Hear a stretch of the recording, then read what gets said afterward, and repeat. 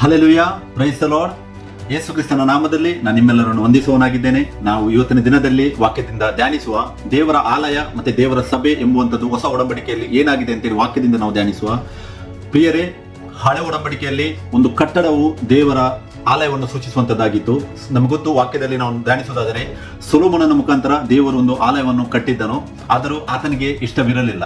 ನಾವು ನೋಡುವುದಾದ್ರೆ ಯೆಶಾಯ 66:1-2 ವಾಕ್ಯ ಈ ತರ ಹೇಳ್ತದೆ: ಯೆಹೋವನು ಹೀಗೆ ಎನ್ನುತ್ತಾನೆ, ಆಕಾಶವು ನನಗೆ ಸಿಂಹಾಸನ, ಭೂಮಿಯು ನನಗೆ ಪಾದಪೀಠ, ನೀವು ನನಗೆ ಇನ್ನೆಂತ ಮನೆಯನ್ನು ಕಟ್ಟುಕೊಡುವಿರಿ, ನನ್ನ ವಿಶ್ರಾಂತಿಗೆ ತಕ್ಕ ಸ್ಥಳವೆಂತದು. ನೋಡಿ, ಇಲ್ಲಿ ಕ್ವಶನ್ ಮಾರ್ಕ್ ಹಾಕಿ ದೇವರು ನಮಗೆ ಕ್ವಶನ್ ಮಾಡಿ ಕೇಳ್ತಾ ಇದ್ದಾರೆ. ಆಕಾಶವು ನನಗೆ ಸಿಂಹಾಸನ, ಭೂಮಿ ನನಗೆ ಪಾದಪೀಠ, ನೀವು ನನಗೆ ಇನ್ನೆಂತ ಮನೆಯನ್ನು ಕಟ್ಟುಕೊಡುವಿರಿ ಅಂತೇಳಿ ಆತನ ಕೇಳ್ತಾನೆ. ಮತ್ತೆ ಆತನ ಹೇಳ್ತಾನೆ, ನನ್ನ ವಿಶ್ರಾಂತಿಗೆ ತಕ್ಕ ಸ್ಥಳವು ಎಂತದು ಅಂತೇಳಿ ಆತನ ಕ್ವಶನ್ ಮಾರ್ಕ್ ಹಾಕಿ ಮನುಷ್ಯರಿಗೆ, ನಮಗೆ ಆತನ ಕ್ವಶನ್ ಮಾರ್ಕ್ ಹಾಕಿ ಕೇಳ್ತಾ ಇದ್ದಾನೆ. ಮತ್ತೆ ಎರಡನೇ ವಾಕ್ಯವನ್ನು ನಾವು ನೋಡುವುದಾದರೆ ಆತನ ಹೇಳ್ತಾನೆ, ಇವುಗಳನ್ನೆಲ್ಲ ನನ್ನ ಕೈಯೇ ನಿರ್ಮಿಸಿತು, ಹೌದು ನನ್ನ ಕೈಯಿಂದಲೇ ಇವುಗಳೆಲ್ಲ ಉಂಟಾದವು. ನಾನು ಕಟಾಕ್ಷಿಸುವವನು ಎಂತವನೆಂದರೆ ದೀನನು, ಮನಮುರಿದವನು, ನನ್ನ ಮಾತಿಗೆ ಭಯ ಪಡುವವನು ಆಗಿರುವನಂತೇಳಿ ವಾಕ್ಯ ಹೇಳುತ್ತದೆ. ಹಳೆ ಒಡಂಬಡಿಕೆಯಲ್ಲಿದ್ದ ಆ ಕಟ್ಟಡವೆಂಬ ಆಲಯವನ್ನು ದೇವರು ಹೊಸ ಒಡಂಬಡಿಕೆಯಲ್ಲಿ ಆತನು ತೆಗೆದು ಹಾಕಿದ್ದಾನೆ. ಇದನ್ನು ನಾವು ಫಸ್ಟಿಗೆ ನಮ್ಮ ಜೀವಿತದಲ್ಲಿ ಮನವರಿಕೆ ಆಗಬೇಕು.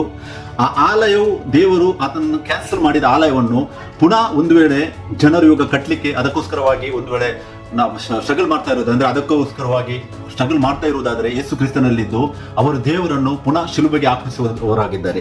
ಪ್ರಿಯರೇ, ನೋಡಿರಿ, ಇಲ್ಲಿ ವಾಕ್ಯವನ್ನು ನಾವು ನೋಡಿದೆವು. ದೇವರು ಹೇಳ್ತಾನೆ, ನನ್ನ ಮಾತಿಗೆ ಭಯಪಡುವವನು ಆಗಿರುವವನನ್ನೇ ಆತನು ಕಟಾಕ್ಷಿಸುತ್ತಾನೆ ಅಂತೇಳಿ ವಾಕ್ಯ ಹೇಳ್ತದೆ. ಅಂದರೆ ದೇವರ ವಾಕ್ಯಕ್ಕೆ ಯಾರು ರೆಸ್ಪೆಕ್ಟ್ ಕೊಡುತ್ತಾರೆ ಅವರಿಗೆ ದೇವರು ತನ್ನ ಜೀವಿತದಲ್ಲಿ ಪ್ರಾಮುಖ್ಯತೆಯನ್ನು ಕೊಡುತ್ತಾರೆ ಅಂತೇಳಿ ಇಲ್ಲಿ ವಾಕ್ಯವು ಸ್ಪಷ್ಟವಾಗಿ ಆತನು ಹೇಳಿದ್ದಾನೆ. ನೋಡಿರಿ, ಹಳೆ ಒಡಂಬಡಿಕೆಯಲ್ಲಿ ದೇವರು ಒಂದು ಜಾಗದಲ್ಲಿ ಇಳಿದು ಬರ್ತಾ ಇದ್ದನು, ಮನುಷ್ಯರ ಒಳಗೆ ಆತನು ವಾಸಿಸ್ತಾ ಇರಲಿಲ್ಲ. ನಾವು ಹಳೆ ಒಡಂಬಡಿಕೆಗೆ ಮತ್ತು ಹೊಸ ಒಡಂಬಡಿಕೆಗೆ ಆ ಒಂದು ಡಿಫರೆನ್ಸ್ ಏನಿದೆ, ನಮ್ಮ ಜೀವಿತದಲ್ಲಿ ದೇವರು ಏನು ಮಾಡಿದ್ದಾನೆ ಅದನ್ನು ನಾವು ಕರೆಕ್ಟ್ ಆಗಿ ಅಂಡರ್ಸ್ಟ್ಯಾಂಡ್ ಮಾಡುವಂಥದ್ದು ತುಂಬಾ ಅವಶ್ಯಕತೆವಾಗಿದೆ. ಪ್ರಿಯರೇ, ನಾವು ವಿಮೋಚನ ಕಂಡ 19ನೇ ಅಧ್ಯಾಯ, ವಿಮೋಚನ ಕಂಡ 33ನೇ ಅಧ್ಯಾಯ ಓದುವಾಗ ಅಲ್ಲಿ ನಾವು ನೋಡಬಹುದು, ದೇವರು ಮಹಿಮಾ ಸ್ವರೂಪಣದ ದೇವರ ಆತನು ಇಳಿದು ಬರುವುದು ಈ ಲೋಕಕ್ಕೆ. ಮತ್ತೆ ಆತನು ಇಳಿದು ಬರುವಾಗ ಆ 3 ದಿನ ನಿಮ್ಮನ್ನು ಶುದ್ಧ ಮಾಡಿಕೊಳ್ಳಿ ಅಂತೇಳಿ ಆತನಲ್ಲಿ ಒಂದು ಆಜ್ಞೆಯನ್ನು ಮೋಶೆಯ ಮುಖಾಂತರವಾಗಿ ಕೊಡುವುದು. ಮತ್ತೆ ಅವರು ತಮ್ಮನ್ನು ಶುದ್ಧ ಮಾಡಿಕೊಂಡರೂ ಕೂಡ ಆತನ ಒಂದು ಪರ್ವತದ ಮೇಲೆ ಇಳಿದು ಬರುವಾಗ ಆ ಪರ್ವತವನ್ನು ಕೂಡ ಮುಟ್ಟಲು ಕೂಡಬಾರದು ಅಂತೇಳಿ ದೇವರಲ್ಲಿ ಮೋಶೆಗೆ ಆಜ್ಞೆಯನ್ನು ಕೊಡುತ್ತಾನೆ. ಮತ್ತೆ ಮೋಶೆಯನ್ನು ಮಾತ್ರ ಆತನ ಪ್ರಸನ್ನತೆಯಲ್ಲಿ ಆತನು ಕರೆದು ಮೋಶೆಯೊಂದಿಗೆ ಆತನು ಮಾತಾಡುವುದನ್ನು ನಮಗೆ ನೋಡ್ಲಿಕ್ಕೆ ಸಿಗ್ತದೆ. ಸೊ ಹಳೆ ಒಡಂಬಡಿಕೆಯಲ್ಲಿ ದೇವಾಲಯ ಅಂತ ಹೇಳಿದರೆ 3 ಭಾಗಗಳಲ್ಲಿ ಆತನು ಕಟ್ಟಿಸಿದ್ದನು. ಮೊದಲನೇ ಭಾಗವಾಗಿದ್ದು ನಾವು ಅಂಗಳ ಅಂತೇಳಿ ಕರೀತೀವಿ. ಅಂಗಳದಲ್ಲಿ ಎಲ್ಲ ಬಲಿ ಅರ್ಪಿಸುವುದು, ಇದೆಲ್ಲ ಕಾರ್ಯಗಳಲ್ಲಿ ನಡೀತಾ ಇದ್ದವು. ಮನುಷ್ಯನು ದೇಹದ ಶುದ್ಧತೆಯನ್ನು ಸೂಚಿಸುವಂತದ್ದು. ಮತ್ತೆ ಅಲ್ಲಿಂದ ಯಾಜಕರು ಸೇವೆಯನ್ನು ಮಾಡುವಂತ ಪರಿಶುದ್ಧ ಸ್ಥಾನವನ್ನು ಸೂಚಿಸುವಂತ ಆ ಸ್ಥಾನದಲ್ಲಿ ಹೋಗಿ ಯಾಜಕರಲ್ಲಿ ಆತನಿಗೆ ಧೂಪವನ್ನು ಅರ್ಪಿಸುವುದನ್ನು ನಾವು ನೋಡಬಹುದು.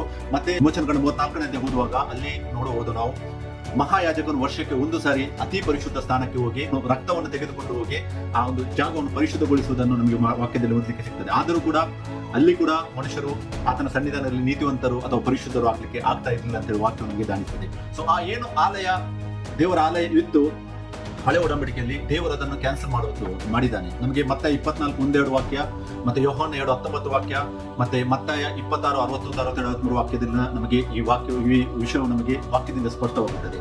ಸೊ ದೇವರು ಏನು ಬೇಡ ಅಂತೇಳಿ ತೆಗೆದು ಹಾಕಿದ್ದಾನ, ಒಂದು ವೇಳೆ ಇವಾಗ ಹೊಸ ಒಡಂಬಡಿಕೆಯಲ್ಲಿ ನಾವು ಸತ್ಯ ಗೊತ್ತಾಗಿ ಮನುಷ್ಯನು ಮತ್ತೆ ಪುನಃ ಅದನ್ನು ತಿರುಗಿ ಕಟ್ಟುವುದಕ್ಕೆ ಒಂದು ವೇಳೆ ಬಯಸುವುದಾದರೆ, ಮತ್ತೆ ಇದು ದೇವರ ಇಚ್ಛೆ ಆಗಿದೆ ಅಂತ ಹೇಳುವುದಾದರೆ, ನೋಡಿರಿ ವಾಕ್ಯ ಹೇಳುತ್ತದೆ ಅರಣ್ಯಕಾಂಡ 23:19ನೇ ವಾಕ್ಯದಲ್ಲಿ, ದೇವರು ಮನುಷ್ಯನಂತೆ ಹೇಳು ಮಾತಿನವನಲ್ಲ ಅಂತೇಳಿ. ಆತನು ಒಮ್ಮೆ ನುಡಿದಿದ್ದಾನೆ, ಅದನ್ನು ತೆಗೆದುಹಾಕಿದ್ದಾನೆ, ಅದು ತೆಗೆದು ಹೋಗಿದೆ. ಸೊ ಇವಾಗ ಹೊಸ ಒಡಂಬಡಿಕೆಯಲ್ಲಿ ದೇವರ ಆಲಯ ಅಂದ್ರೆ ಏನು? ಇವಾಗ ನಾವು ನೋಡಬಹುದು, ಲೋಕದಲ್ಲಿ ಎಲ್ಲರೂ ಈ ಸಭೆಯನ್ನು ದೇವರ ಆಲಯ ಮತ್ತೆ ಸಭೆಯನ್ನು ಒಂದೇ ಆಗಿ ಸೂಚಿಸಿ ಮಾತಾಡುವುದನ್ನು ನಮಗೆ ನೋಡ್ಲಿಕ್ಕೆ ಸಿಗ್ತದೆ.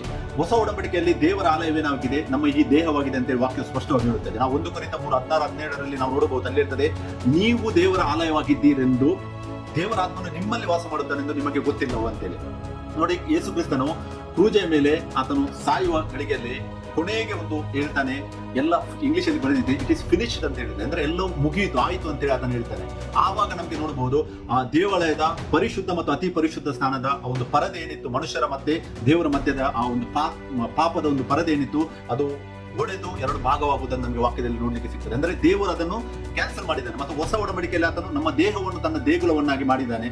ನಾವು ಸಾಂಗ್ ಕೂಡ ಆಡ್ತೇವೆ, ದೇಹವೇ ದೇಗುಲಯ ಅಂತೇಳಿ. ಸೊ ಆ ಹೊಸ ಒಡಂಬಡಿಕೆಯಲ್ಲಿ ದೇಹವನ್ನು ಆತನು ದೇವಾಲಯ ಮಾಡಿದ್ದಾನೆ ಮತ್ತು ಆತನು ಬಂದು ನಮ್ಮ ಒಳಗೆ ವಾಸ ಮಾಡುತ್ತಾನೆ. ಸೊ ಹೊಸ ಒಡಂಬಡಿಕೆಯಲ್ಲಿ ದೇವರ ಆಲಯ ಅಂತ ಹೇಳಿದರೆ ಒಂದು ಬಿಲ್ಡಿಂಗ್ ಅಥವಾ ಕಟ್ಟಡ ಅಲ್ಲ, ದೇವರ ಆಲಯ ಅಂತ ಹೇಳಿದರೆ ಈ ದೇಹವಾಗಿದೆ. ಸೊ ಅದನ್ನು ನಾವು ಸರಿಯಾಗಿ ವಾಕ್ಯದಿಂದ ನಾವು ಮನವರಿಕೆ ಮಾಡಬೇಕು ಪ್ರಿಯರೇ.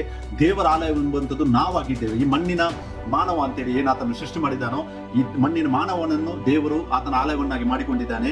1 ಕೊರಿಂಥ 6:19 ಕೂಡ ಆತನು ಹೇಳ್ತಾನೆ, ದೇವರಿಂದ ದೊರಕಿ ನಿಮ್ಮೊಳಗೆ ನೆಲೆಗೊಂಡಿರುವ ಪವಿತ್ರಾತ್ಮನಿಗೆ ನಿಮ್ಮ ದೇಹವು ಗರ್ಭಗುಡಿ ಅಂತೇಳಿ ವಾಕ್ಯ ಹೇಳ್ತದೆ. ಗರ್ಭಗುಡಿ ಆಗಿದೆ ಎಂಬುದು ನಿಮಗೆ ತಿಳಿಯುವುದು ಅಂತ ಹೇಳ್ತದೆ. ಮತ್ತೆ 2 ಕೊರಿಂಥ 6:16 ಆತನು ಹೇಳ್ತಾನೆ, ದೇವರ ಮಂದಿರಕ್ಕೂ ವಿಗ್ರಹಗಳಿಗೆ ಒಪ್ಪಿಗೆ ಏನು ಅಂತೇಳಿ. ಅಂದರೆ ಹಳೆ ಒಡಂಬಡಿಕೆಯಲ್ಲಿ ಅದೆಲ್ಲ ನಡೀತಾ ಇತ್ತು, ಅದೆಲ್ಲವನ್ನು ಆತನು ತೆಗೆದು ಹಾಕಿದ್ದಾನೆ. ನಾವು ಜೀವ ಸ್ವರೂಪನಾದ ದೇವರ ಮಂದಿರವಾಗಿದ್ದೇವಲ್ಲ ಪ್ರಿಯರೇ, ದೇವರ ಆಲಯ ಅಂತ ಹೇಳಿದರೆ ನಾವಾಗಿದ್ದೇವೆ. ಹೊಸ ಒಡಂಬಡಿಕೆಯಲ್ಲಿ ನಾವು ದೇವರ ಆಲಯವಾಗಿದ್ದೇವೆ. ಮತ್ತೆ ಆತನ ಸಭೆ ಅಂತ ಹೇಳಿದರೆ, ಇವಾಗ ಹೊಸ ಒಡಂಬಡಿಕೆಯಲ್ಲಿ ಸಭೆ ಅಂತ ಹೇಳಿದರೆ ನಮಗೆ ಈ ಕಣ್ಣುಗಳಿಂದ ನೋಡಲಿಕ್ಕೆ ಆ ಸಭೆಯನ್ನು ಆಗುವುದಿಲ್ಲ ಪ್ರಿಯರೇ.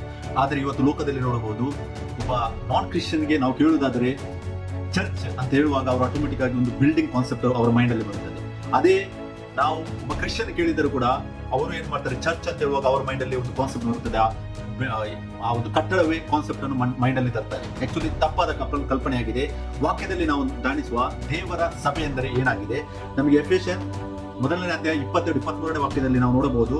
ವಾಕ್ಯ ಹೇಳುತ್ತದೆ, ಆತನು ಸಮಸ್ತವನ್ನು ಕ್ರಿಸ್ತನ ಪಾದಗಳ ಕೆಳಗೆ ಹಾಕಿದನು, ಇದಲ್ಲದೆ ಆತನನ್ನು ಎಲ್ಲದರ ಮೇಲೆ ಇರಿಸಿ ಸಭೆಗೆ ಶಿರಸ್ಸನ್ನಾಗಿ ಮಾಡಿದನಂತ ವಾಕ್ಯ ಹೇಳುತ್ತದೆ. ಸೊ ಇಲ್ಲಿ ನಾವು ನೋಡಬಹುದು, ದೇವರು ಆತನೇನ್ ಮಾಡಿದ್ದಾನೆ, ಕ್ರಿಸ್ತನ ಪಾದದ ಕೆಳಗೆ ಎಲ್ಲವನ್ನು ಹಾಕಿದ್ದಾನೆ, ಸಮಸ್ತವನ್ನು ಹಾಕಿದ್ದಾನೆ. ಇದಲ್ಲದೆ ಕ್ರಿಸ್ತನನ್ನು ಎಲ್ಲದರ ಮೇಲೆ ಇರಿಸಿ ಸಭೆಗೆ ಆತನು ಶಿರಸ್ಸನ್ನಾಗಿ ಮಾಡಿದ್ದಾನೆ. ಸಭೆಯು ಆತನ ದೇಹವಾಗಿದೆ. ನಾವು 21ರಲ್ಲಿ ನೋಡಿದೆವು, ಕ್ರಿಸ್ತನ ಬಗ್ಗೆ ವಾಕ್ಯ ಮಾತಾಡ್ತಾ ಇದೆ. ಕ್ರಿಸ್ತನ್ ಅಂತ ಹೇಳಿದರೆ ಯಾರು? ಆತ್ಮ ಸ್ವರೂಪನಾದ ದೇವರು, ಆತ್ಮನು, ಪರಿಶುದ್ಧ ಆತ್ಮನು ಅಂತೇಳಿ ನಾವು ಹೊಸ ಒಡಂಬಡಿಕೆಯಲ್ಲಿ ಕರೀತೇವೆ. ಅದೇ ಆತ್ಮನು ಆತನು ಕ್ರಿಸ್ತನಾಗಿದ್ದಾನೆ. ಮತ್ತೆ ಸಭೆ ಅಂತ ಹೇಳಿದರೆ ಕ್ರಿಸ್ತನ ದೇಹವಾಗಿದೆ ಅಂತ ವಾಕ್ಯ ಹೇಳುತ್ತದೆ. ಪ್ರಿಯರೇ, ಸಭೆಯು ಕ್ರಿಸ್ತನ ದೇಹವಾಗಿದ್ದರೆ ನಾವು ಆ ಸಭೆಯನ್ನು ನಮ್ಮ ಕಣ್ಣುಗಳಿಂದ ಹೇಗೆ ನೋಡ್ಲಿಕ್ಕೆ ಆಗುದು? ಆತ್ಮನನ್ನು ಯಾರಾದ್ರೂ ನೋಡಿದ್ದುಂಟ ಈ ಲೋಕದಲ್ಲಿ? ಯಾರು ನೋಡ್ಲಿಕ್ಕೆ ಆಗುದಿಲ್ಲ. ಸಭೆ ಎನ್ನುವಂಥದ್ದು ಆತ್ಮಿಕವಾಗಿದೆ. ಸಭೆ ಎನ್ನುವಂಥದ್ದು ಯಾರು ತಮ್ಮ ಜೀವಿತದಲ್ಲಿ ನೋಡ್ಲಿಕ್ಕೆ ಆಗುದಿಲ್ಲ. ಸಭೆಯು ಯಾವಾಗ ನೋಡಿ ನಾವು ಒಟ್ಟಿಗೆ ಸೇರುತ್ತೇವೆ, ಆವಾಗ ಆ ಸಭೆಯಲ್ಲಿ ಫಾರ್ಮ್ ಆಗ್ತದೆ, ಅಂದ್ರೆ ಅಲ್ಲಿ ಸಭೆ ಉತ್ಪನ್ನವಾಗುತ್ತದೆ. ಹಳೆ ಒಡಂಬಡಿಕೆಯಲ್ಲಿ ಆಲಯ ಎಂಬುದು ಒಂದು ಕಟ್ಟಡವಾಗಿತ್ತು. ಆ ಕಟ್ಟಡದಲ್ಲಿ ಜನರು ಸೇರುತ್ತಾ ಇದ್ದರು ಮತ್ತು ದೇವರು ಆ ಅತಿ ಪರಿಶುದ್ಧ ಸ್ಥಾನಕ್ಕೆ ಹಿಡಿದು ಬರುತ್ತಾ ಇದ್ದನು. ಆದರೆ ಹೊಸ ಒಡಂಬಡಿಕೆಯಲ್ಲಿ ಸಂತೋಷದ ವಿಷಯ ಏನೆಂದರೆ, ಆಲಯ ಅಂದ್ರೆ ನಮ್ಮ ದೇಹ, ನಾವು ಎಲ್ಲಿ ಸೇರಿ ಬರುತ್ತೇವೆ ಆವಾಗ ಅಲ್ಲಿ ಸಭೆಯು ಫಾರ್ಮ್ ಆಗ್ತದೆ, ಸಭೆಯು ಅಲ್ಲಿ ಕ್ರಿಯೇಟ್ ಆಗ್ತದೆ. ಸೊ ಅದೇ ಸಭೆ ಕ್ರಿಯೇಟ್ ಆಗುವುದಕ್ಕೋಸ್ಕರ ನಮಗೆ ಒಂದು ಜಾಗದ ಇಂಪಾರ್ಟೆನ್ಸ್ ಹೊಸ ಒಡಂಬಡಿಕೆಯಲ್ಲಿ ಇಲ್ಲ. ಆ ಸಭೆ ಒಟ್ಟುಗೂಡುದು ಮನೆಯಲ್ಲಿ ಕೂಡ ಮಾಡಬಹುದು, ಎನಿ ಪ್ಲೇಸ್ ಅಲ್ಲಿ ನಮಗೆ ಮಾಡಬಹುದು. ಅದಕ್ಕೋಸ್ಕರವಾಗಿ ಯೇಸು ಕ್ರಿಸ್ತನು ಹೇಳ್ತಾನೆ ಮತ್ತಾಯ 18:20 ಎಲ್ಲಿ 2 ಅಥವಾ 3 ನನ್ನ ಹೆಸರಿನಲ್ಲಿ ಕೂಡಿ ಬರುತ್ತಾರೋ ಅವರ ಮಧ್ಯೆ ನಾನು ಇದ್ದೇನೆ ಅಂತ ಆತನು ಹೇಳಿದ್ದಾನೆ. ಒಂದು ಸಭೆಯು ಫಾರ್ಮ್ ಆಗಬೇಕಾದ್ರೆ ಲಕ್ಷ ಜನ ಅಥವಾ 1000 ಜನ ಅಥವಾ 100 ಜನ ಬೇಕಿಲ್ಲ.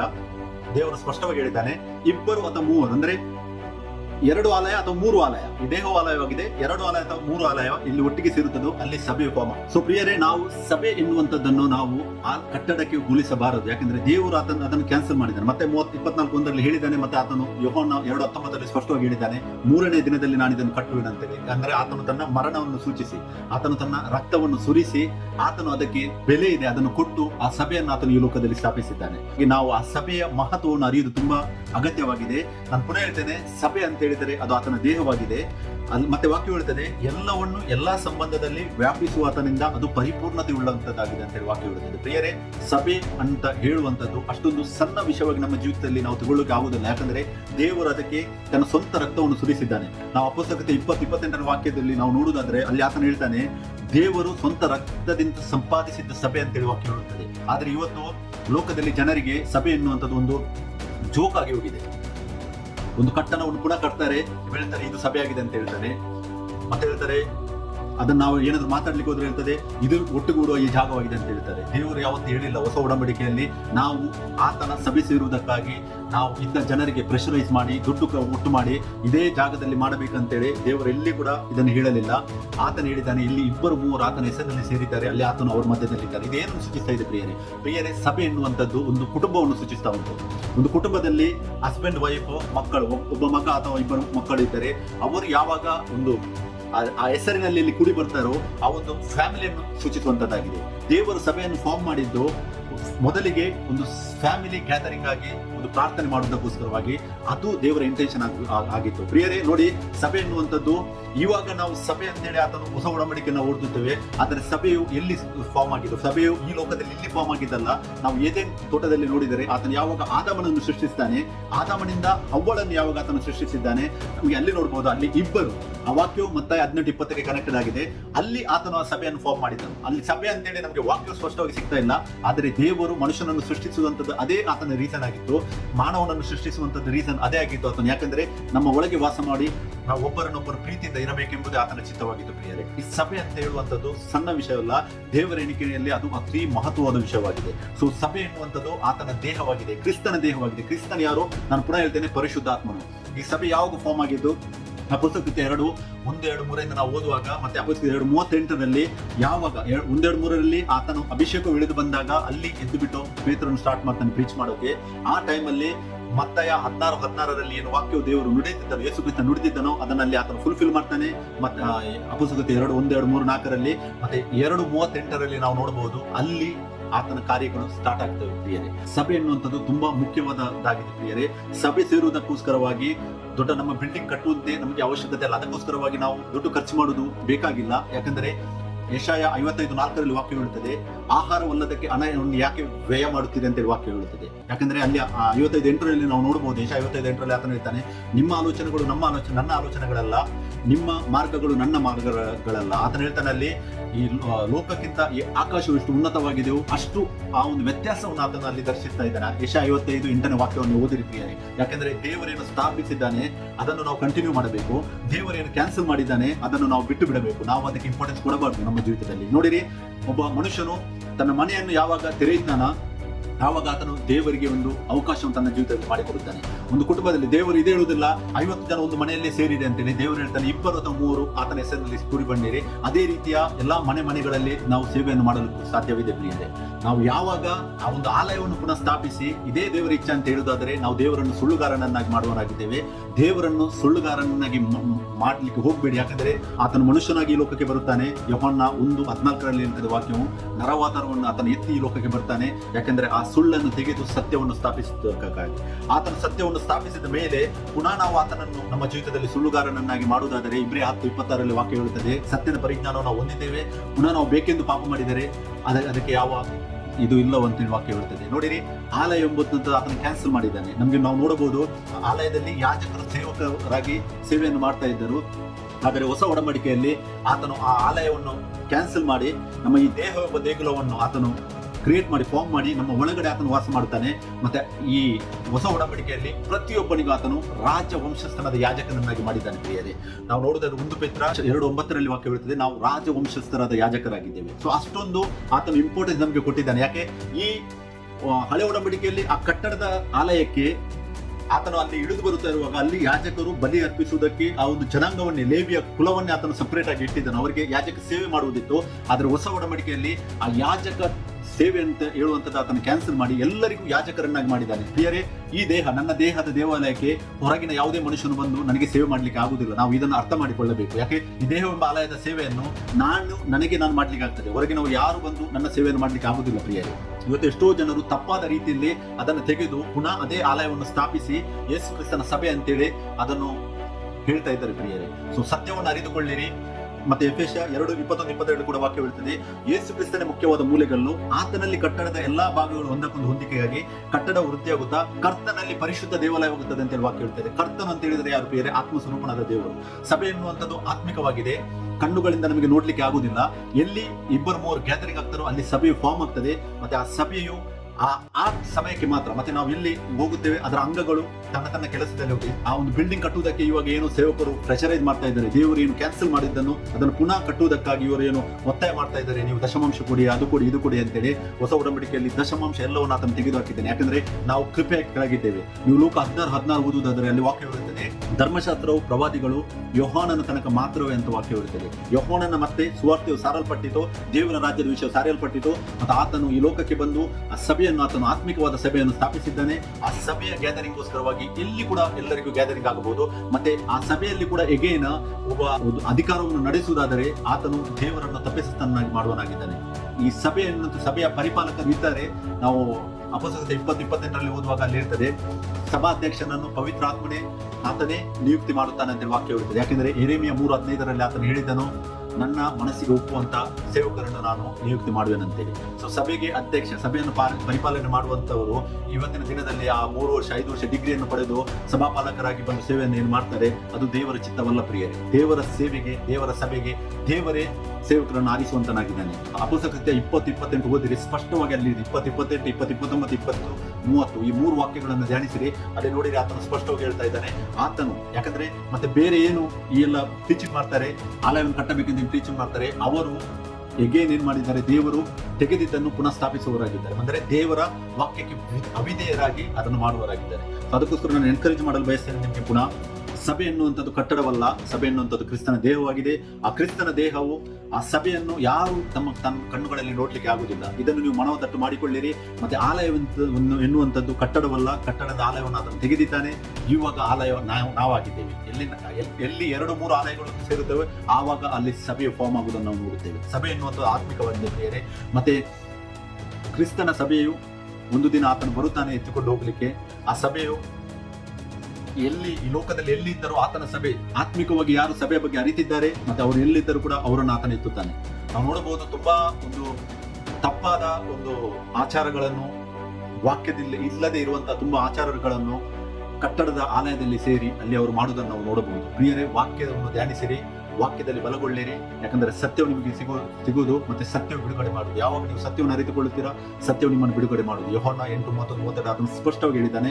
ಅದಕ್ಕೋಸ್ಕರವಾಗಿ ಸಭೆ ಎನ್ನುವಂಥದ್ದು ಆಲಯವಲ್ಲ, ಸಭೆ ಎನ್ನುವಂಥದ್ದು ಬಿಲ್ಡಿಂಗ್ ಅಲ್ಲ, ಕಟ್ಟಡ ಏನೂ ಅಲ್ಲ. ಸಭೆ ಎನ್ನುವಂಥದ್ದು ಕ್ರಿಸ್ತನ ದೇಹವಾಗಿದೆ. ಸೊ ನಾವು ಎಲ್ಲಿ ಗ್ಯಾದರಿಂಗ್ ಆಗ್ತೇವೆ ಅಲ್ಲಿ ಸಭೆ ಫಾರ್ಮ್ ಆಗ್ತದೆ ಪ್ರಿಯರೇ. ಅದಕ್ಕೋಸ್ಕರವಾಗಿ ಮತ್ತೆ 18:20 ಆತನ ಹೇಳ್ತಾನೆ, ಎಲ್ಲಿ ನನ್ನ ಹೆಸರಿನಲ್ಲಿ ಆತನ ಹೇಳ್ತಾನೆ, ಆತನ ಹೆಸರಿನಲ್ಲಿ 2-3 ಕೂಡಿ ಬರುತ್ತಾರೋ ಅಲ್ಲಿ ಆತನು ನಮ್ಮ ಮಧ್ಯದಲ್ಲಿ ಇದ್ದಾನೆ ಅಂತ ಹೇಳ್ತಾನೆ. ಸೊ ಆ ಹೆಸರು ಹೊಸ ಒಡಂಬಡಿಕೆಯಲ್ಲಿ ಒಂದೇ ಒಂದು ನಮಗೆ ನೋಡ್ಲಿಕ್ಕೆ ಸಿಗುವುದು ಎಲ್ಲ ಜಾಗದಲ್ಲಿಯೂ ಯೇಸು ಕ್ರಿಸ್ತನ ಹೆಸರಾಗಿದೆ. ಆ ಯೇಸು ಕ್ರಿಸ್ತನ ಹೆಸರಿನಲ್ಲಿ ಎಲ್ಲವೂ ಮಾಡಬೇಕು ಅಂತೇನೆ ಕೊಲೊಸ್ಸೆ 3:15 ವಾಕ್ಯ ಹೇಳ್ತದೆ. ನಿಮ್ಮ ಕ್ರಿಯೆಯಿಂದಾಗಲಿ, ನಿಮ್ಮ ಕಾರ್ಯಗಳಿಂದಾಗಲಿ, ನಿಮ್ಮ ಮಾತಿನಿಂದಾಗಲಿ ಏನು ಮಾಡಿದರೂ ಯೇಸು ಕ್ರಿಸ್ತನ ಹೆಸರಿನಿಂದಲೇ ಮಾಡಿದೆ ಅಂತೇಳಿ. ಯಾಕಂದ್ರೆ ಆ ಹೆಸರಿಗೆ ಅತಿ ಉನ್ನತವಾದ ಪ್ರಾಮುಖ್ಯತೆಯನ್ನು ದೇವರು ಕೊಟ್ಟಿದ್ದಾರೆ. ಸೊ ಆ ಹೆಸರಿನ ಮಹತ್ವವನ್ನು ಅರಿತು ಆತ್ಮದಿಂದಲೂ ಸತ್ಯದಿಂದಲೂ ಆತನನ್ನು ಆರಾಧಿಸಿರಿ. ಎಲ್ಲಿ ನೀವು ಸಭೆಯಾಗಿ ಕೂಡುತ್ತೀರೋ ಅಲ್ಲಿ ಆತನು ಈ ವಾಕ್ಯವನ್ನು ನಾವು ಮನೆಯಲ್ಲಿ ಕೂಡ, ನಮ್ಮ ಮನೆಯನ್ನು ನಾವು ತೆರೆದರೆ 4 ಜನರು ಒಟ್ಟಿಗೆ ಸೇರಿ ನಮಗೆ ವ್ಯರ್ಥವಾದ ಕಾರ್ಯಕ್ಕೆ ನಮ್ಮ ಹಣವನ್ನು ನಾವು ವ್ಯಯ ಮಾಡದೆ ದೇವರ ಚಿತ್ತವೇನಾಗಿದೆ ಅದನ್ನು ನಮಗೆ ಫುಲ್ಫಿಲ್ ಮಾಡ್ಲಿಕ್ಕೆ ಆಗ್ತದೆ. ಯಾಕೆ ಅಪೊಸ್ತಲ ಕೃತ್ಯಗಳು ಮತ್ತೆ ಈ ಪೌಲನು ಏನು ಬರೆದಿದ್ದಾನೆ, ಎಲ್ಲಾ ಪತ್ರಿಕೆಗಳನ್ನು ನಮ್ಗೆ ಓದುವಾಗ ಆದಿ ಸಭೆಗಳು ನಾವು ನೋಡಬಹುದು, ಮನೆಯಲ್ಲಿ ಕೂಡುವುದು. ಮತ್ತೆ ಅವರು ಈ ಒಂದು ವಿಷಯಕ್ಕಾಗಿ ಇವಾಗ ಏನು ಆಲಯವನ್ನು ಕಟ್ತಾ ಇದ್ದಾರೆ ಅಂದ್ರೆ ಆ ಕಟ್ಟಡವನ್ನು ಏನು ಕಟ್ಟಲಿಕ್ಕೆ ಹಣವನ್ನು ವ್ಯಯ ಮಾಡ್ತಾ ಇದ್ದಾರೆ, ಅದನ್ನು ಅವರಲ್ಲಿ ಅದಕ್ಕಾಗಿ ಸ್ಪೆಂಡ್ ಮಾಡದೇ ಇರುವಂತದ್ದನ್ನು ನಮಗೆ ವಾಕ್ಯದಲ್ಲಿ ನೋಡ್ಲಿಕ್ಕೆ ಸಿಗ್ತದೆ. ಅದಕ್ಕೆ ಆ ಟೈಮಲ್ಲಿ 2000 ವರ್ಷಗಳ ಆ ಟೈಮಲ್ಲಿ ಇದ್ದ ಅದೇ ಸೇಮ್ ಯೇಸು ಕ್ರಿಸ್ತನು ಆತನೇ ಇವಾಗಲೂ ನಮ್ಮ ಜೊತೆ ಇದ್ದಾನೆ. ನಮಗೆ ಆತನ ವಾಕ್ಯದ ರೂಪದಲ್ಲಿ ನಮಗೆ ಮುಂದಕ್ಕೆ ಹೋಗಲಿಕ್ಕೆ ಆತನು ನಮಗೆ ಪ್ರಕಟಿಸ್ತಾ ಇದ್ದಾನೆ. ಸೊ ಅದನ್ನು ನಾವು ತೆಗೆದುಕೊಂಡು ನಮ್ಮ ಜೀವಿತದಲ್ಲಿ ಮುಂದಕ್ಕೆ ಹೋಗಬೇಕು. ನೀವು ವಾಕ್ಯವನ್ನು ಧ್ಯಾನಿಸಿರಿ, ವಾಕ್ಯಕ್ಕೆ ಅನುಗುಣವಾಗಿ ಯಾವ ಕ್ರಿಯೆಯನ್ನು ಮಾಡ್ತೀರಾ ಆ ಕ್ರಿಯೆಯನ್ನು ವಾಕ್ಯಕ್ಕೆ ಅನುಗುಣವಾಗಿ ಮಾಡಿರಿ ಎಂದು ನಾನು ನಿಮಗೆ ಎನ್ಕರೇಜ್ ಮಾಡ್ತೀನಿ. ಎಫೆಸ 3:10-11 ನೋಡಿರಿ, ಅಲ್ಲಿ ವಾಕ್ಯ ಹೇಳುತ್ತದೆ, ದೇವರು ನಮ್ಮ ಕರ್ತನಾದ ಕ್ರಿಸ್ತ ಯೇಸುವಿನಲ್ಲಿ ಅನಾದಿ ಕಾಲದಿಂದ ಮಾಡಿದ ಸಂಕಲ್ಪದ ಮೇರೆಗೆ ತನ್ನ ನಾನಾ ವಿಧವಾದ ಜ್ಞಾನವು ಪರಲೋಕದಲ್ಲಿ ರಾಜತ್ವಗಳಿಗೂ ಅಧಿಕಾರಿಗಳಿಗೂ ಈಗ ಕ್ರೈಸ್ತ ಸಭೆಯ ಮೂಲಕ ಗೊತ್ತಾಗಬೇಕೆಂದು ಉದ್ದೇಶಿಸಿದ್ದನು. ನೋಡಿ, ಈ ಸಭೆ, ಕ್ರೈಸ್ತ ಸಭೆ ಏನಿದೆ, ದೇವರ ದೊಡ್ಡ ಒಂದು ಪ್ಲಾನ್ ಆ ಸಭೆಯ ಮುಖಾಂತರವಾಗಿ ಆತನು ಮಾಡಿದ್ದಾನೆ. ಸೊ ಅದಕ್ಕೆ ಸಭೆ ಅನ್ನುವಂಥದ್ದನ್ನು ಲೈಟ್ ಆಗಿ ತಗೊಳ್ಳಬೇಡಿ. ಆತನು ತನ್ನ ಸ್ವರಕ್ತದಿಂದ ಸಂಪಾದಿಸಿದ ಸಭೆಯಾಗಿದೆ. ಆತನ ದೃಷ್ಟಿಯಲ್ಲಿ ಅದು ಅತಿ ಶ್ರೇಷ್ಠವಾದದ್ದಾಗಿದೆ ಪ್ರಿಯರೇ. ಆತನ ವಾಕ್ಯಕ್ಕೆ ಅನುಗುಣವಾಗಿ ಸಭೆಯನ್ನು ಕೂಡುವುದನ್ನು ರೂಢಿ ಮಾಡಿಕೊಳ್ಳಿರಿ. ಸತ್ಕಾರ್ಯಗಳನ್ನು ಅಭ್ಯಾಸಿಸಿರಿ. ಇಬ್ರಿಯ 10:24-25 ವಾಕ್ಯ ಹೇಳುತ್ತದೆ, ಸತ್ಕಾರ್ಯವನ್ನು ಅಭ್ಯಾಸಿಸಿರಿ, ಒಬ್ಬರಿಗೊಬ್ಬರು ಹೆಲ್ಪ್ ಮಾಡಿರಿ, ಆಹಾರವಲ್ಲದಕ್ಕೆ ಹಣವನ್ನು ವ್ಯರ್ಥ ಮಾಡಬೇಡಿರಿ. ಏನು ಆ ಕಟ್ಟಡವನ್ನು ದೇವರು ಕ್ಯಾನ್ಸಲ್ ಮಾಡಿದ್ದಾನೋ ಅದನ್ನು ಕಟ್ಟುವುದಕ್ಕಾಗಿ ನಿಮ್ಮ ಜೀವಿತದಲ್ಲಿ ಪ್ರಯತ್ನ ಪಡಬೇಡಿ. ದೇವರು ಬೇಡ ಅಂತೇಳಿ ತೆಗೆದುಹಾಕಿದ್ದನ್ನು ನಾವು ಪುನಃ ಕಟ್ಟುವುದು ಬೇಡ ಪ್ರಿಯರೇ. ನಮಗೆ ಏನಾಗಿದೆ, ಆ ಹೆಸರಿನಲ್ಲೇ ಒಂದು ಕೊಡಬೇಕು. ಅದಕ್ಕೆ ದೊಡ್ಡ 100 ಜನ 1,000 ಜನ ಒತ್ತು ಕೊಡುವಂತ ಆತನ ಇಚ್ಛೆ ಇಲ್ಲ. ಒಂದು ವೇಳೆ 1,000 ಜನ ಒಟ್ಟು ಕೂಡಿದರೆ ಅಲ್ಲಿ ಮನುಷ್ಯನಿಗೆ ಮಹಿಮೆ ಆಗ್ತದೆ. ಅದನ್ನು ಧ್ಯಾನಿಸಿರಿ. ದೇವರು ತನ್ನ ಮಹಿಮೆಯನ್ನು, ತನ್ನ ಗೌರವವನ್ನು ಯಾವತ್ತೂ ಇನ್ನೊಬ್ಬನಿಗೆ ಕೊಡುವುದಿಲ್ಲ ಅಂತೇಳಿ ಹಳೆ ಒಡಂಬಡಿಕೆಯಲ್ಲಿ ಆತನು ಹೇಳಿದ್ದಾನೆ. ಮತ್ತೆ ಹೊಸ ಒಡಂಬಡಿಕೆಯಲ್ಲಿ ಅದೇ ದೇವರು ಯೇಸು ಕ್ರಿಸ್ತನಾಗಿ ನಮ್ಮ ಜೊತೆ ಇದ್ದಾನೆ. ಆತನ ಹೊಸ ಒಡಂಬಡಿಕೆಯಲ್ಲಿ ಕೂಡ ಆತನ ಮಹಿಮೆಯನ್ನು ಒಬ್ಬ ಮನುಷ್ಯನಿಗೆ ಕೊಡ್ಲಿಕ್ಕೆ ಆತನು ಬಯಸುವುದಿಲ್ಲ. ಒಂದು ವೇಳೆ ಒಬ್ಬ ಮನುಷ್ಯನನ್ನು ನೀವು ಮುಂದಿಟ್ಟು ಆತನನ್ನೇ ಇವನೇ ದೊಡ್ಡವನಂತೇಳಿ ನೀವು ಯೋಚಿಸುವುದಾದರೆ ಅದು ದೇವರ ಚಿತ್ತ ಅಲ್ಲ ಪ್ರಿಯರೇ. ಅದಕ್ಕೆ ವಾಕ್ಯದಲ್ಲಿ ಸಭೆಯನ್ನು ಕಟ್ಟಿರಿ, ವಾಕ್ಯದಲ್ಲಿ ದೇವರನ್ನು ಆರಾಧಿಸಿರಿ. ದೇವರು ನಮಗೆ ಸ್ತೋತ್ರವಾಗಲಿ. ಎಲ್ಲ ಘನಮಾನ ಮಹಿಮೆಯನ್ನು ನಾನು ಯೇಸು ಕ್ರಿಸ್ತನಿಗೆ ಸಲ್ಲಿಸ್ತೇನೆ.